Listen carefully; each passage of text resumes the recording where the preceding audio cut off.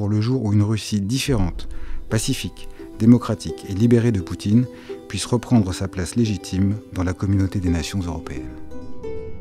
Vladimir Kara-Murza est un historien. Il a 41 ans, il est aussi journaliste et il est surtout un des principaux opposants à Vladimir Poutine. Il se bat depuis plus de 20 ans contre les dérives autocratiques du régime de Vladimir Poutine.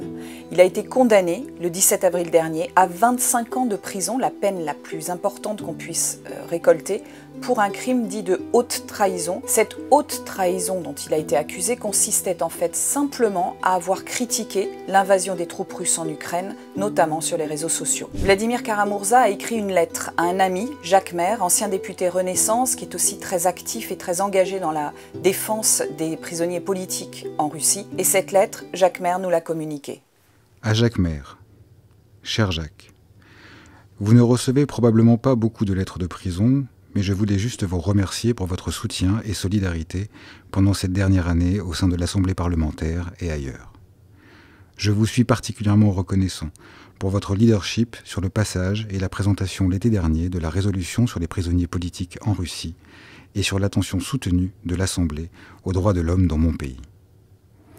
Malgré l'exclusion de la Russie du Conseil de l'Europe, il est important pour ceux qui croient au futur démocratique et européen de la Russie que l'Assemblée continue de focaliser son attention sur ce qui se passe dans notre pays et de maintenir un dialogue avec cette grande partie de la société russe qui s'oppose à la guerre en Ukraine et au régime autocratique de Vladimir Poutine. C'est particulièrement important en préparation pour le jour où une Russie différente, pacifique, démocratique et libérée de Poutine puisse reprendre sa place légitime dans la communauté des nations européennes. Quand ce jour arrive, je me réjouis à l'idée de vous retrouver dans l'hémicycle de Strasbourg. Je vous remercie pour tout, mon ami. Chaleureusement, Vladimir. PS, joyeux anniversaire. Je sais que c'était récemment.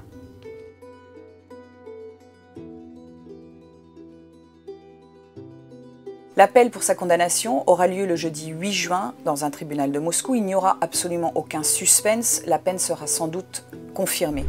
Et il sera sans doute envoyé dans une colonie pénitentiaire à régime sévère, le plus loin possible de Moscou, histoire de l'isoler du monde. Sa santé est fragile, il a perdu plus de 22 kilos en un an de détention. Il souffre d'une maladie neurologique qui est la conséquence de 2 tentatives d'empoisonnement en 2015 et 2017 qu'il attribue aux sbires de Vladimir Poutine. Cette lettre, vous pouvez la retrouver dans Libération, ainsi qu'un portrait de Vladimir Kara-Murza et une interview de sa femme, Evgenia Kara-Murza, qui vit à Washington avec leurs 3 enfants, qui ne l'a pas vu et ne lui a pas parlé depuis plus d'1 an, et qui raconte les conditions de sa détention et l'espoir qu'elle garde de le voir un jour libéré et de voir aussi le régime de Vladimir Poutine tomber.